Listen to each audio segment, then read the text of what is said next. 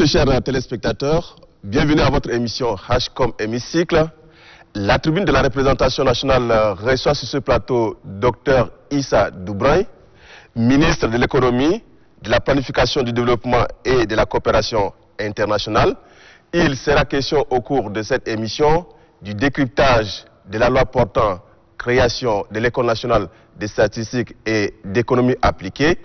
Bonsoir. Bonsoir, monsieur. En quoi une école de statistiques peut être utile pour le Tchad, votre pays? Il y a besoin, nécessité, dans le cadre de la réforme que nous avons engagée du système statistique national, d'avoir une école de formation, n'est-ce pas, en matière statistique et d'économie appliquée. Parce que simplement, nous avons besoin d'avoir dans ces domaines précis d'un certain nombre de qualifications. La preuve, c'est que sur les 111 personnes, n'est-ce pas, qualifiées dans le domaine, 59% sont des cadres supérieurs. Et pour 41%, n'est-ce pas, de collaborateurs. C'est comme si vous allez dans un centre de santé, vous trouvez 10 personnels et que les 6 sont des médecins pour 4 infirmiers. C'est à peu près notre situation. Et la majeure partie des statisticiens travaillent à l'INSED, l'Institut national de statistique et d'économie du Tchad.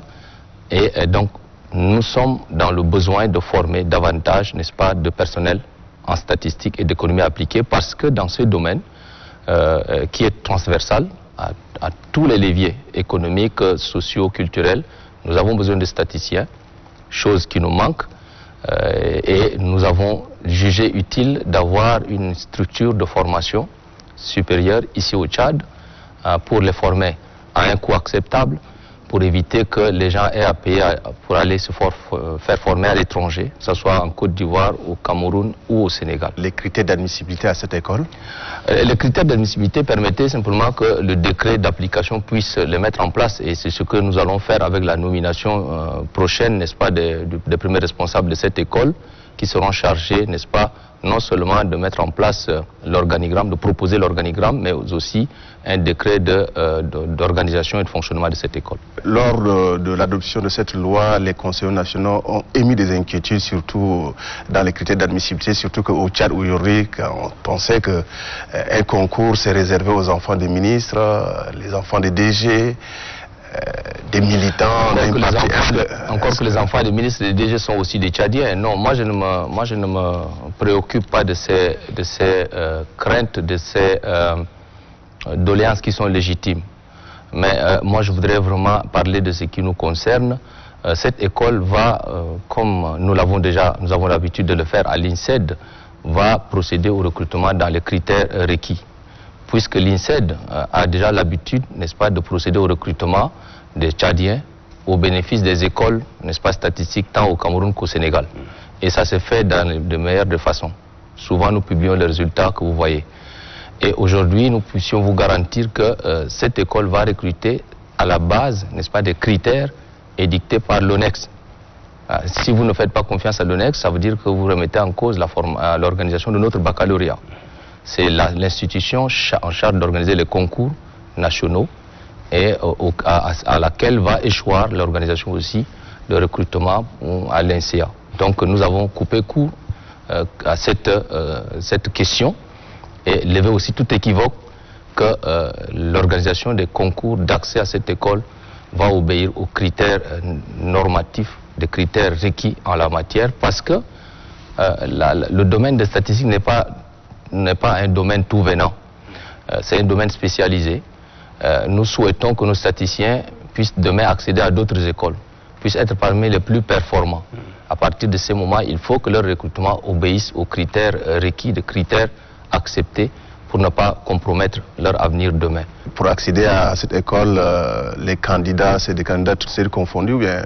Il va de soi, n'est-ce pas, que pour accéder à cette école, tant pour les statistiques, ce sont certainement les séries scientifiques, mais en matière de démographie, vous avez aussi la possibilité d'être bac littéraire. Si vous êtes géographe, si vous êtes démographe, si vous êtes anthropologue, vous faites l'anthropologie. Avec bac plus 3, vous pouvez, avec un bac A, et après vous spécialiser. Ça ne pose aucun problème, puisque nous avons aujourd'hui des statisticiens qui sont sortis des séries littéraires. Donc ça ne devrait pas être un problème de ce côté. Mais c'est un problème organisationnel qui va être résolu par des techniciens en charge de la conception de l'organigramme tant que du curricula. D'ailleurs, n'eût été votre interview, les préparatifs de la mise en route de cette école sont en cours. Nous souhaitons vraiment qu'à la fin de cette année, s'il plaît à Dieu, que cette école ait déjà une certaine visibilité du point de vue organigramme, du point de vue comment elle va fonctionner, comment on va recruter. Tout ceci va être fait. Et surtout qu'on a un fort besoin de collaboration des partenaires, des écoles similaires telles que l'INSIA d'Abidjan, l'INSIA de Yaoundé ou de Dakar, etc., avec lesquels nous avons déjà des collaborations. Donc vous voyez, nous allons bénéficier de l'apport technique des autres partenaires pour finaliser ces processus. Oui, la création de cette école de statistique est-elle une réponse par rapport à l'enquête parlementaire diligentée par l'Assemblée nationale sur le système éducatif, une enquête parlementaire qui, pour rappel, a particulièrement mis l'accent sur la refondation du système éducatif tchadien? Je pourrais plutôt parler de l'adéquation entre la formation et l'emploi. Si vous le voyez de cet angle, oui.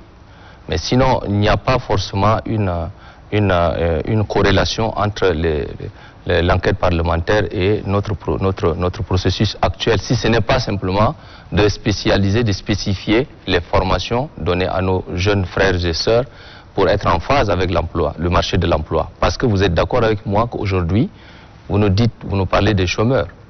Qu'est-ce qu'un chômeur? En réalité, ce sont des gens dotés de qualifications mais qui n'ont pas accès à l'emploi. Et c'est quoi la qualification? C'est être capable, après la formation, de faire, n'est-ce pas, d'exercer. Et exercer voudrait dire que vous disposez des capacités opérationnelles pour concevoir et mettre en œuvre, ou, n'est-ce pas, assurer la mise en œuvre, la supervision. Chose que forcément, nos systèmes de formation scolaire ne nous donnent pas tout de suite en sortant de l'école. Quand vous sortez d'une université, une licence, est-ce que vous êtes doté de capacités tout de suite pour être opérationnel? Si vous ne faites pas, n'est-ce pas, l'apprentissage, par exemple lié au métier et autres. Donc, il faut pour vraiment diminuer le taux de chômage, que nos systèmes de formation aillent davantage vers les spécialisations. Et qu'est-ce que la spécialisation? C'est par exemple être statisticien après la licence. Vous rentrez avec votre baccalauréat, première année, deuxième année, troisième année, vous êtes statisticien, vous êtes démographe. Même si c'est au niveau simplement d'exécution, pas de conception. La conception, c'est après la licence, vous pouvez aller en master 2, vous pouvez concevoir.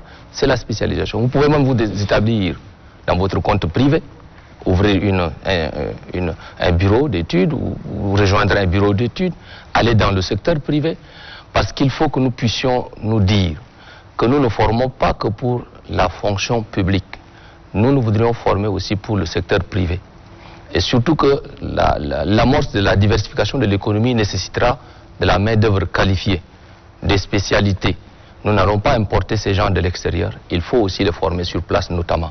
C'est ainsi que j'avais répondu, n'est-ce pas, à la crainte des députés, de certains, mesdames et messieurs les conseillers, qui disaient, mais il y a beaucoup de statisticiens en chômage, pourquoi est-ce que vous créerez une école?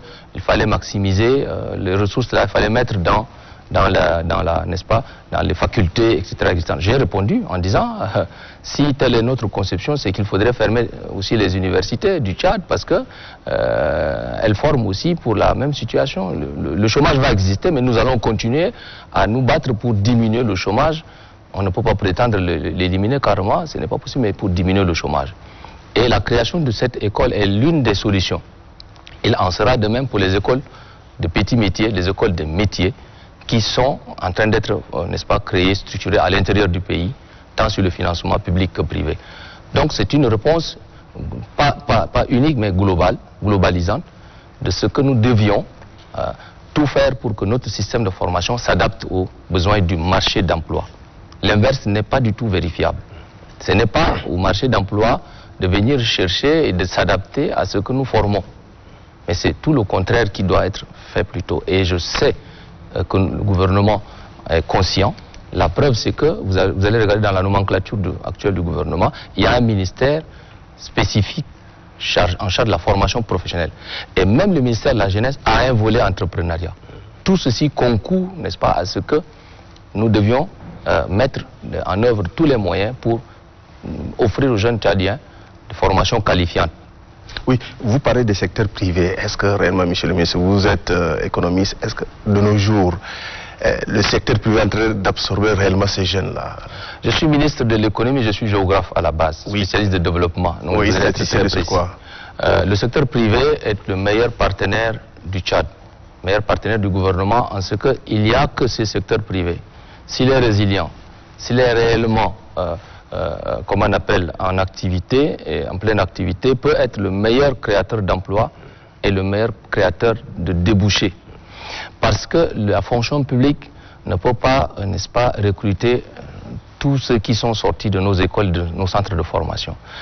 Alors que le secteur privé, qui est un véritable pourvoyeur d'emplois, peut être un levier très important pour engager, employer les jeunes, nos jeunes sœurs et frères qui sortent de nos centres de formation. Ça passe par quoi? Ça passe par la diversification de notre économie. Si l'économie est diversifiée et que l'État devient un partenaire du secteur privé, des Tchadiens qui vont créer des entreprises auront besoin de main-d'œuvre qualifiée qu'ils ne peuvent recruter que localement, même s'il faut faire appel aussi au secteur, à la main-d'œuvre internationale. Mais le secteur privé aujourd'hui, que ça doit soit s'il s'implique dans le domaine de l'agriculture, dans le domaine de l'élevage, et bientôt, j'ai bon espoir que de gros investissements viendront dans ces domaines de l'élevage. Et vous allez voir, puisqu'il sera implémenté par le secteur privé, qu'il va créer certainement l'emploi. Regardez dans le domaine de l'agriculture. Si le secteur privé s'implique et qu'on ne transporte pas et vende à l'extérieur les produits, n'est-ce pas, bruts, et qu'on les transforme sur place, ça va immanquablement créer de l'emploi. Regardez le domaine de l'énergie, avec les investissements importants qui vont venir dans le domaine de l'énergie, ça va créer de l'emploi dans le secteur privé. Mais encore faudra-t-il qu'il y ait des jeunes Tchadiennes et Tchadiens formés dans les différentes branches de l'énergie, ainsi que des différentes branches aussi des ICT, les technologies de l'information et de la communication, autant que des filières porteuses. Qu'est-ce que nous avions comme métier? Regardez là, le bétail, pardon, le métier dans le domaine de l'élevage. Est-ce que demain, en développant le domaine de l'élevage, nous n'allons parler que de la viande? Non, nous allons parler de la peau. Il faudrait qu'il y ait des gens en capacité de traiter la peau sur place. Nous allons parler des excréments. Il faudrait, pour les transformer en engrais et autre chose, il faudrait qu'il y ait des spécialités. S'il faut demain faire de la production de la culture fourragère, l'ensilage par exemple, parce que les animaux, nos animaux, les bétails, pour qu'ils aillent aux abattoirs, pour que nous mangeons de la viande de qualité, pour que nous labellisions notre viande, il faudrait que les gens aient la carte d'identité de cet animal qui va, n'est-ce pas, dès sa naissance, de son développement jusqu'à l'abattoir, qu'on sache qu'il n'a pas été sujet à telle ou telle maladie. Et dans ces cas, ça suppose que l'embouche bovine, tout ce qui est mis en quarantaine, doit être aussi une spécialité. Et c'est ce qui nécessite l'implication du secteur privé, ce qui nécessite que nous nous spécialisions. C'est à ce prix seulement que notre élevage va être un élevage économique. Parce que, dit-on, c'est un élevage de contemplation. 130 millions de têtes de cheptel, ça devrait être une économie. Mais aujourd'hui, ça pèse plutôt sur le pâturage naturel. C'est le pâturage naturel. Il n'y a pas de production de culture fourragère pour alimenter notre bétail, qui à terme va peser sur les ressources naturelles. Et donc nous voulions plutôt inverser les tendances. Produire, faire de la culture fourragère, que l'agriculteur produise les cultures fourragères pour vendre à l'éleveur qui lui aussi les excréments vont être de l'engrais. Et vous voyez, cet échange qu'on déclame va être une réalité. Les gens le disent souvent, les deux mamelles de l'économie, c'est l'élevage et l'agriculture. Et si nous procédons ainsi, ça va diminuer aussi, n'est-ce pas, le conflit des acteurs ruraux. Les compétitions d'accès à ces ressources-là entre les agriculteurs et les éleveurs, ça va aussi diminuer, puisque ils vont tous produire, ils vont tous faire adopter une démarche économique et non une démarche de compétition pour accéder aux ressources qui ne font que s'amenuiser. Donc notre démarche, elle est une démarche long-termiste. Ce n'est pas une démarche de 2 ans. Il faut regarder la chose à long terme. Et c'est ça le rôle que le ministère du Plan doit jouer. Et dans le plan national de développement dont nous allons présenter, le Premier ministre, le gouvernement va présenter bientôt le 2e plan national de développement. Ce plan est orienté sur la promotion du secteur privé et la diversification de l'économie. D'ailleurs, bientôt, le gouvernement va adopter le plan directeur d'industrialisation et de la diversification économique. Ce plan a pour vocation de doter le Tchad d'un tissu industriel et de permettre de transformer ici sur place un certain nombre de produits et de labelliser ces produits pour vendre, n'est-ce pas, des produits made in Tchad. Ça a été peut-être une déclamation, mais ça devrait être bientôt une réalité. Et tous les instruments concourant à cela sont mis en place. Et c'est là que la statistique est très importante. Parce que si nous ne savons pas nous compter, si on ne sait pas combien nous sommes, aujourd'hui les jeunes dont on parle, on ne connaît même pas exactement leur nombre, on estime leur nombre. On dit que les femmes sont 52%, mais il faut préciser cela, les catégoriser. Quelles sont les femmes qui sont dans le besoin, de quelle formation et de quelle autonomisation, de quel renforcement. Quels sont les jeunes réellement dans de quelle catégorie, de quels besoins, de quelle formation, etc., etc. Et là aussi, vous allez regarder un aspect très important, le PIB, le produit intérieur brut du Tchad. Il est sous-estimé. Nous sommes en train de faire ce qu'on appelle le rebasage, c'est-à-dire nous voulions revisiter notre PIB, en réalité qui est supérieur à ce que nous avions maintenant. Et si notre PIB est supérieur à ce que nous avons maintenant, la position même de notre pays sur le plan international va changer. Et donc, la mobilisation des ressources aussi va changer. Nous pourrions mieux nous présenter et valoriser nos potentialités actuelles, qui restent potentialités si on ne les transforme pas réellement en débouchés, en emploi. Ça, c'est une démarche qui est tout à fait pratique. On n'a pas besoin de vraiment d'aller midi à 14h pour la comprendre. Voilà. Oui, vous parlez des écoles professionnelles, monsieur le ministre. Quand on descend sur le terrain, ces écoles professionnelles, techniquement, ne sont pas dotées. Vous prenez par exemple les écoles de santé. Il n'y a pas de labo. Est-ce que ce ne serait pas le même cas pour cette école? C'est une très bonne question. J'aimerais beaucoup regarder la moitié vide de ce verre, mais il faut que je parle de la moitié pleine de ce verre. Ça veut dire que je voudrais parler de l'existence même de ces écoles. C'est déjà une opportunité. C'est parce qu'elles existent que vous constatez qu'il n'existe pas simplement des équipements. Mais il faut simplement partir du principe que la valorisation de ces écoles, ou du moins disposer des gens, des lauréats qui sortent avec des formations qualifiantes, participe de ce qu'il y ait des écoles, mais il y a aussi des intrants, de tous les équipements qui puissent leur permettre, n'est-ce pas, de se qualifier. Vous parlez de labos. Je vais même plus loin, dans les universités, dans nos universités, les labos manquent. Mais c'est peut-être lié à la crise financière, crise économique et financière que notre pays a traversée. Cette crise n'a aussi... Mais ça fait des années, fortement, ça fait des années.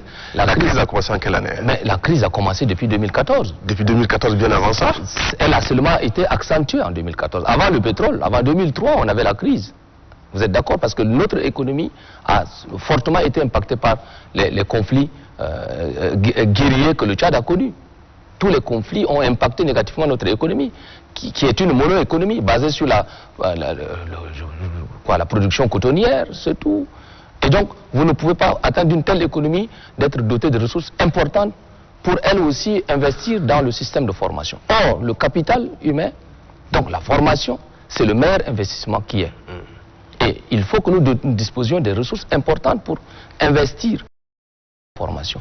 En même temps, assurer notre sécurité. Vous vous souvenez bien que notre économie a globalement produit des ressources pour garantir notre stabilité, assurer notre sécurité, qui n'est pas moindre. Parce que pour étudier, pour travailler, il faut être en sécurité. Mais après, quand on a commencé le pétrole, vous avez remarqué que de la seule université en N'Djamena, on est allé à l'intérieur du pays pour créer beaucoup n'est-ce pas, d'unités de formation universitaire. Cela n'est pas fait pour les laisser exempts, n'est-ce pas, d'équipement. Cela l'a été pour les doter aussi d'équipements, ça l'a été pour certains. Malheureusement, la crise de 2014 est arrivée, nous enlevant les possibilités, n'est-ce pas, de poursuivre la politique qui a commencé par le défunt maréchal, dans le cadre surtout de doter des jeunes Tchadiens et Tchadiennes des unités de formation décentralisées, qualifiantes. Et vous le voyez, il y a eu beaucoup d'écoles créées, l'école qualifiante, créer des universités avec des spécialités. Donc cette situation, elle est vécue, elle est une réalité. Mais vous avez parfaitement raison de mettre le doigt sur la situation en disant, eh bien, ces écoles existent, mais manquent d'équipement. Donc, il y a des problèmes, et qui sont réels, Mais je voudrais, c'est pour ça que je vous ai parlé de l'autre moitié du verre plein, regardez aussi les efforts qui sont faits en dépit de nos problèmes actuels, sécuritaires, qui nécessitent des ressources, et que aussi faire face à la situation, à la demande sociale. Vous avez vu la crise qui est passée, la deuxième crise qui est celle de la pandémie. À peine sommes-nous sortis de la crise pétrolière que nous avons, en 2020, on pensait relever la tête lorsque la pandémie à Covid est arrivée. Et vous avez vu, les fermetures qu'on a eues, les confinements, ont encore demandé à l'État d'apporter des appuis sur le plan social. Donc les demandes se renouvellent, elles ne sont pas calculées et elles ne nous permettent pas d'amener à bout nos planifications. Sinon, la formation, l'investissement dans la formation, dans la qualification des jeunes Tchadiens et Tchadiens est le maître mot. Sinon, nous ne pouvons pas bâtir une économie diversifiée, nous ne pouvons pas construire le développement avec une main-d'œuvre non qualifiée, une main-d'œuvre, n'est-ce pas, en mauvaise santé. D'où la santé des Tchadiens, leur formation doit être le maître mot, et vous faites bien de le rappeler. Oui, vous parlez du capital humain, monsieur le ministre. Est-ce que réellement il y a des ressources humaines pour intervenir dans cette école, surtout que... Très bonne question. Je vous avais dit que les 111 statisticiens dénombrés aujourd'hui, 59% sont des cadres supérieurs. Parmi ceux-là, il y a des formateurs. Et je vous avais parlé aussi de la collaboration, du partenariat avec les autres écoles similaires, que ce soit à Yaoundé, Dakar ou à Abidjan. Eh bien, cette collaboration permettra forcément de combler le gap. Mais encore que dans la formation supérieure, il y a des missions de formation, des missions d'enseignement. Pour le début, il est permis, les trois premières années, d'avoir des missions d'enseignement pour combler les gaps d'enseignants potentiels qui peuvent manquer. Donc le problème ne se pose pas. Monsieur le ministre, l'on assiste à la fuite des cerveaux, surtout dans le domaine de la statistique, qui sont pour la plupart dans les systèmes internationaux parce qu'ils sont bien payés.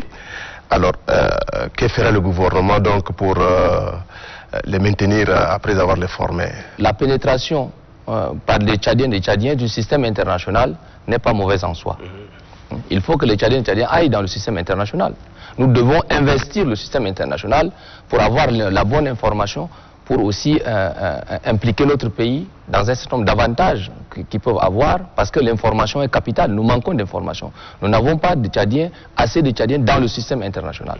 Aujourd'hui, vous allez voir, quand il y a des financements qui se positionnent, les gens s'informent la nuit, le matin, quand nous on se réveille, ils ont déjà, n'est-ce pas, fait des requêtes, ils ont déjà, n'est-ce pas,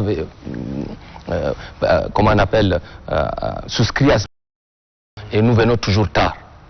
Il n'y a pas plus tard que tout à l'heure encore, je faisais le plaidoyer en disant que, par exemple, regardez dans l'afflux des réfugiés au Tchad. Ça fait depuis 2003 que le Tchad accueille des réfugiés.